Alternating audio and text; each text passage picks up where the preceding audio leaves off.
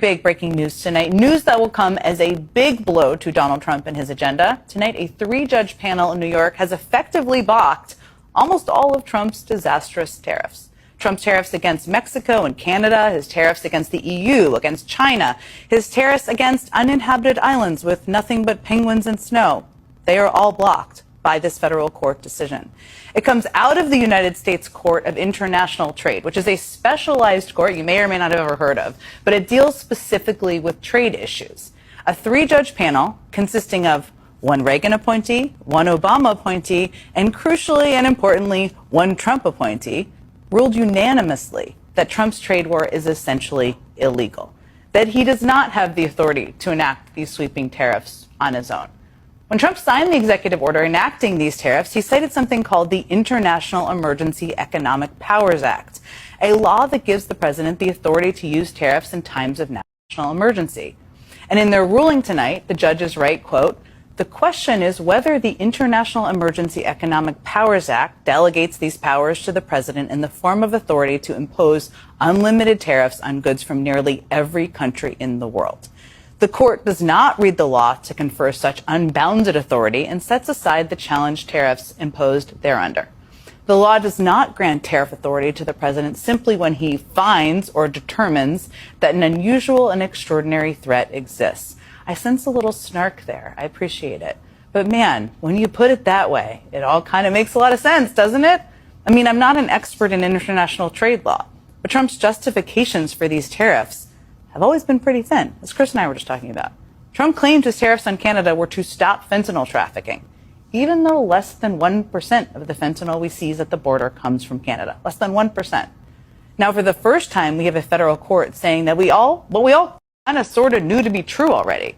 The president's justification for this trade war is BS. And that is not all. The court tonight also ordered that all of the tariffs Trump has collected so far be vacated. What's the drama, though? The tariffs. Oh, so the shoes are getting pricier. Shoes are going up. You can thank your government for that. You can thank your president for that. You can thank your president for it. You voted for him. I didn't vote for him. They fundamentally do not understand what they're doing. The notion is we've lost jobs to China, and we have. But we've picked up other jobs that we would not have had. Better jobs. Many better jobs as a result of our relationship with China. Many more than we would have if they were in a factory making socks. The iPhone being made in China, the success that that has created. There's probably hundreds of thousands of people working for Apple today in America as a result of them making those phones in China that they would not have had. They'd be in a factory and it would be a third of the workforce. So we have new jobs, millions of new jobs in America that are created. It's the upwardly mobile nature of a society that doesn't want to work in a factory making socks. Hello? No. And at the same time, Wall Street analysts have coined a new term called the taco trade. They're saying Trump always chickens out on your tariff threats, and that's why markets are higher this week. What's your response to that? I kick out? Chicken out.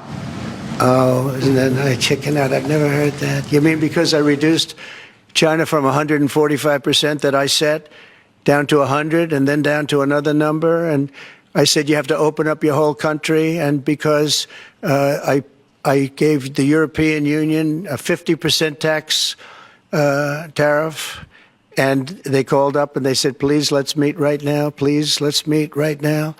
And I said, okay, I'll give you till July 9. I actually asked them, I said, what's the date? Because they weren't willing to meet. And after I did what I did, they said, we'll meet anytime you want. And we have an end date of July 9th. You call that chickening out? Because we have $14 trillion now invested, committed to investing.